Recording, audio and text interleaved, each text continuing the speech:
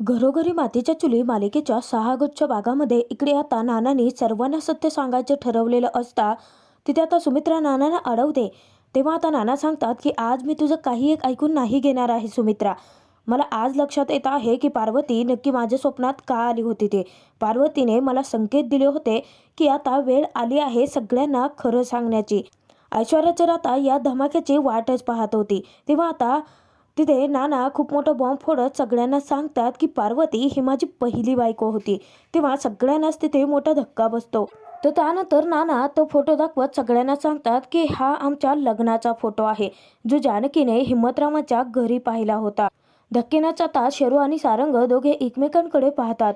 हिम्मतराव हे पार्वतीचे बंधू आहेत आणि सुमित्रा ही माझी दुसरी पत्नी आहे. तेव्हा आता ऋषिकेश आणि जानकी धक्क्यानेच एकमेकांकडे पाहतात. तर जो आता धमाका तिथे आजी आणि ऐश्वर्या दोघींना करायचा असतो तो अखेर झालेला असतो. तर त्यानंतर नानाला आता खूप वाईट वाटलेलं असतं आणि नाना त्या फोटोकडे पाहून रडत असतात. इतक्यात आता ऋषिकेश नानांना विचारतो की नाना, मग यामध्ये लपवण्यासारखं काय आहे एवढं? तुम्ही हे सगळं आम्हाला का नाही सांगितलं? तेव्हा आता नाना सांगतात की पार्वतीनं तसं सुमित्राकडून वचन घेतलं होतं. तर त्यानंतर ऋषिकेश आता पुन्हा प्रश्न विचारतो की परंतु वचन घेण्यासारखं काय होतं नाना? त्यावेळी आता नाना दुसरा बॉम्ब फोडत सांगतात की पार्वतीने सुमित्राला सांगितलं होतं की तिच्या मुलाचं सत्य कोणालाही कळू नये. तर आता पार्वतीला मुलगाही होता हे ऐकून रणदिवे हादरलेले असतात. तेव्हा आता शेरू सारंग सुद्धा आता ऋषिकेश सोबत नानांना प्रश्न विचारायला लागतात. ते दोघेही म्हणतात की तुम्हाला एक मुलगा होता नाना, आणि हे सगळं तुम्ही आमच्यापासून का लपवलं? नाना सांगा ना, तो मुलगा कोण आहे, कुठे असतो? तेव्हा आता ऋषिकेश हट्टच धरतो आणि विचारत असतो.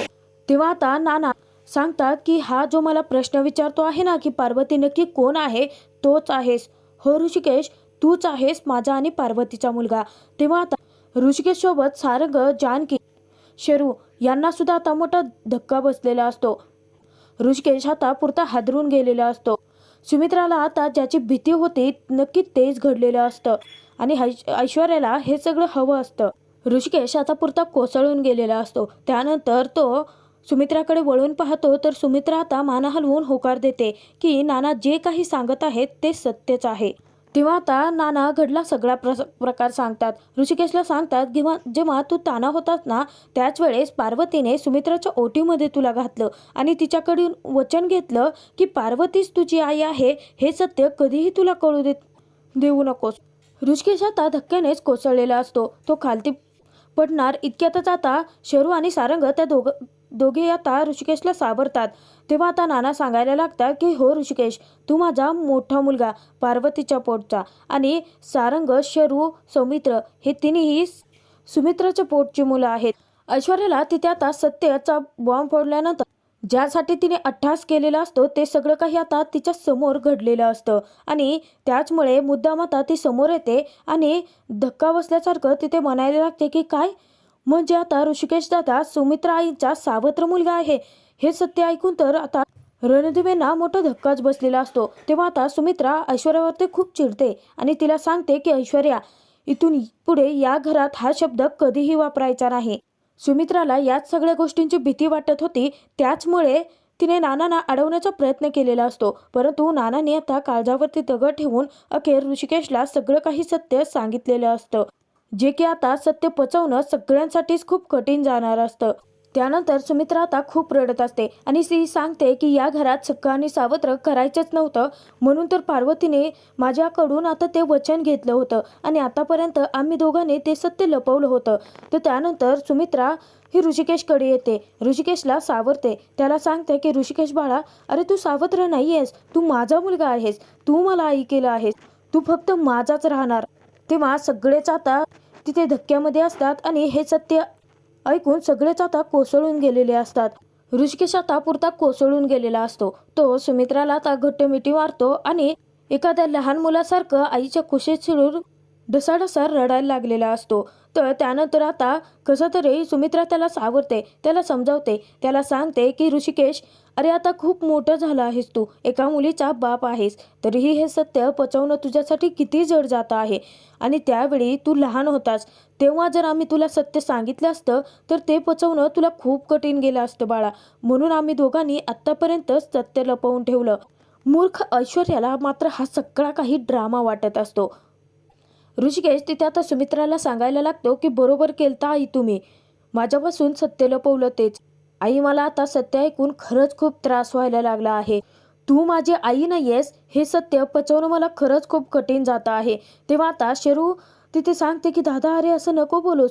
तेव्हा आता ऋषिकेश सांगायला लागतो की मी उगाचच तुझ्यावरती नानांवरती घाणेरडे आरोप लावले. सगळेजण रणदिवे आता पुरते कोसळून गेलेले असतात. ते सत्य आता ऋषिकेशला पचवणं किती जड जाणार असतं हे सुमित्रा आणि नानांना चांगलंच माहिती असतं. ऋषिकेश सांगायला लागतो की आई मी तुझ्यावर नानांवरती आणि मी माझ्या न पाहिलेल्या आईवरती सुद्धा अन्याय केला आहे अगं आई. असं सांगून ऋषिकेश आता ढसाढसा रडायला लागलेला असतो. त्याची चूक त्याच्या लक्षात आलेली असते. आपण आता चूक नाही तर मोठं पाप केलं आहे आणि आपल्यासमोर आता जे सत्य उभं ठाकलं आहे ते कसं पचवायचं हा खूप मोठा प्रश्न ऋषिकेशला पडलेला असतो. तेव्हा आता तिथे ऋषिकेश जराही सुमित्राच्या मनाचा विचार न करता तिथे बोलून जातो की आई मी तुझा मुलगा नसूनही तू माझ्यावरती खरंच खूप उपकार केले. तेव्हा आता सुमित्राला मोठा धक्काच बसतो. सुमित्रा तिथे नानांनाच जाब विचारते. ती म्हणते की पाहिलं का, हे सगळं होणार होतं ना, म्हणून मी तुम्हाला सत्य सांगू नका असं सांगितलं होतं. या सगळ्याची भीती होती माझ्या मनात. अरे ऋषिकेश बाळा, एका वाक्यात तू मला परक केलंस रे. सुमित्रा आता ऋषिकेश समोर हात जोडते आणि त्याला सांगायला लागते की ऋषिकेश अरे एका वाक्यात असं मला परक केलंस, मला तुझ्यापासून दूर नको रे करूच बाळा. ती खूप रडत असते. तेव्हा आता नाना तिला समजावण्याचा प्रयत्न करतात. तेव्हा ऋषिकेश सांगतो की आई अगं मी तुझा मुलगाच नाहीये याची कधीच तुम्हाला जाणीव नाही होऊ दिली. तितकं प्रेम तुम्हाला दिलंस, परंतु मी पार्वती आईचा मुलगा आहे हे सत्य उरतंच ना गं. ऋषू सुमित्राला सांगायला लागतो की माझ्या मनात ना आता एकटेपणा भरला आहे, मला खूप एकटं वाटायला लागलं आहे. तेव्हा आता नाना ऋषिकेशला समजावतात, सांगतात की बाळा असा धीर सोडू नकोस रे, माझं ऐकून तरी घे. तर तिथे आता ऋषीची अवस्था पाहून जानकीला तर खूपच वाईट वाटायला लागलेलं असतं. सत्य ऐकून एकटेपणाची जाणीव होणाऱ्या ऋषिकेशला सुमित्रा आता समजावत असते. ती सांगते की अरे बाळा, सुमित्राताईंनी तुला माझ्या नजरेसमोर छोटासा असताना त्यांनी हातात दिलं होतं माझ्या.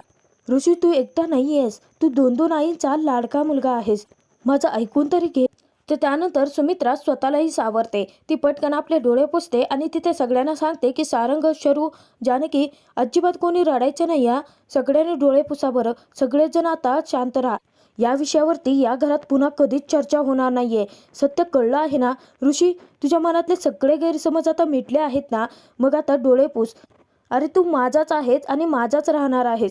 तर त्यानंतर सुमित्रा आता रागानेच ऐश्वर्याकडे पाहायला लागते आणि तिला सांगते की सगळ्यांना सत्य समजलं आहे ना, या घरात परत या विषयावरती आपापसात सुद्धा चर्चा होणार नाही.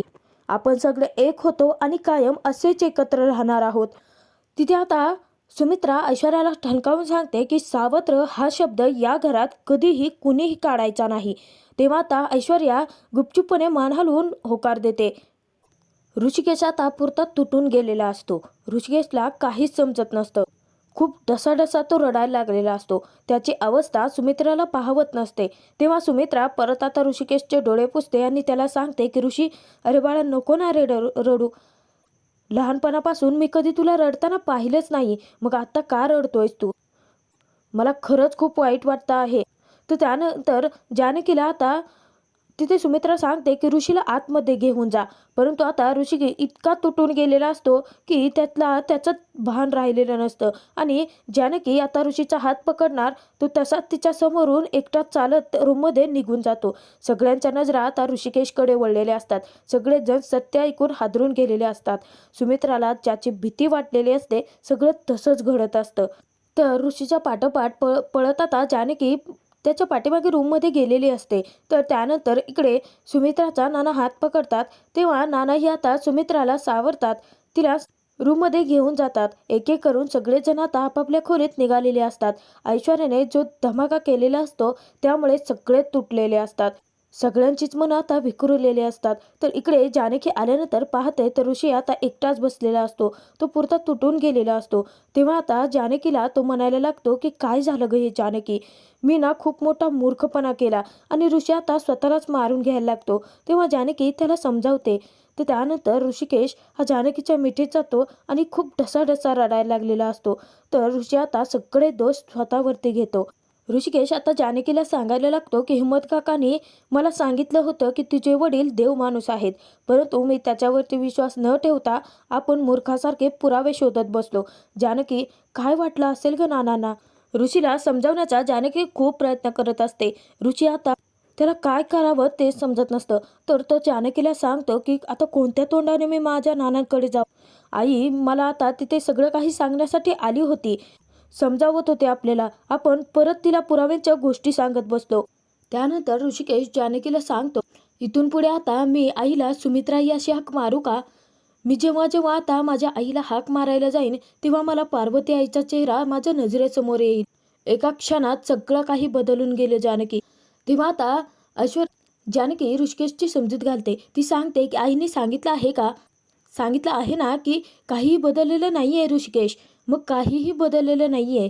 पूर्वीसारखं जे आहे ते तसंच चालू राहणार आहे. तेव्हा आता ऋषिकेश सांगायला लागतो की मी ना पुरता भांबावून गेलो आहे जानकी. मला ना कळतच नाही आहे की पार्वती आईचा त्याग मोठा की सुमित्रा आईचा त्याग मोठा. खरंच ती आई, नाना, पार्वती आई ही तिघेही खूप मोठ्या मनाची माणसं आहेत. ऋषी आता त्याच्या लहानपणीच्या आठवणी जानकीला सांगायला लागतो. तो सांगतो की मला अजूनही आठवतं आहे, नाना जेव्हा जेव्हा घरी खाऊ घेऊन यायचे ना तेव्हा सुमित्रा आई सगळ्यात आधी मला द्यायची. जेव्हा जेव्हा सणवारासाठी कपडे घ्यायची वेळ यायची ना तर सगळ्यात आधी आई माझ्या आवडीचे कपडे घ्यायची. माझ्या आईने, सुमित्रा आईने माझ्यावरती खरंच खूप प्रेम केलं आहे जानकी. परंतु मला आता ही गोष्ट पटतच नाही आहे की मी सुमित्रा आईच्या पोटचा नाही आहे. असं सांगून परत आता ऋषिकेश जानकीच्या मिठीत एखाद्या लहान मुलासारखा खूप रडायला लागतो.